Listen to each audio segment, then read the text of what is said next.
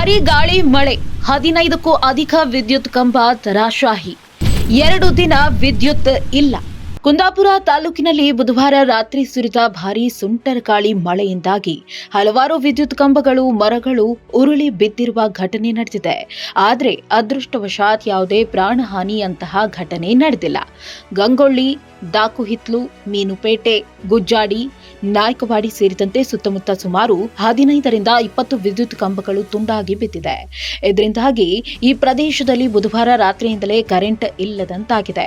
ಗಂಗೊಳ್ಳಿಯ ದಾಕುಹಿತ್ಲುವಿಗೆ ತೆರಳುವ ದಾರಿಯಲ್ಲಿ ದೊಡ್ಡ ಮಾವಿನ ಮರ ಬಿದ್ದಿದ್ದು, ಇದರಿಂದ ದಿನನಿತ್ಯ ಓಡಾಟ ನಡೆಸುವವರು, ವಾಹನ ಸವಾರರು ತೊಂದರೆ ಅನುಭವಿಸುವಂತಾಗಿದ್ದು, ಈಗ ಮರವನ್ನ ಕಡಿದು ತೆರವುಗೊಳಿಸುವ ಕಾರ್ಯ ನಡೆದಿದೆ ಎಂದು ಸ್ಥಳೀಯರು ತಿಳಿಸಿದ್ದಾರೆ. ದಾಕುಹಿತ್ಲು ಪ್ರದೇಶದಲ್ಲಿ 4 ವಿದ್ಯುತ್ ಕಂಬಗಳು, ಮೀನುಪೇಟೆ ಸುತ್ತಮುತ್ತ 4 ಕಂಬಗಳು ಸೇರಿದಂತೆ 20ಕ್ಕೂ ಅಧಿಕ ವಿದ್ಯುತ್ ಕಂಬಗಳು ಹಾಗೂ ಇತರೆಡೆ ಮರಗಳು ಬಿದ್ದು ವಿದ್ಯುತ್ ಲೈನ್ಗಳಿಗೆ ಹಾನಿಯಾಗಿದೆ.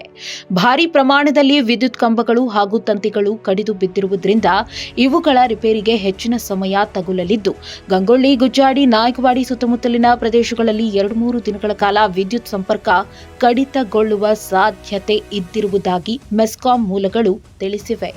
ಭಾರೀ ಸುಂಟರಗಾಳಿ ಮಳೆಗೆ ಕುಂದಾಪುರ ತಾಲೂಕಿನ 12 ಮನೆಗಳು ಹಾನಿಯಾಗಿದ್ದು, 4 ಲಕ್ಷ ರೂಪಾಯಿ ನಷ್ಟದ ಅಂದಾಜು ಮಾಡಲಾಗಿದೆ.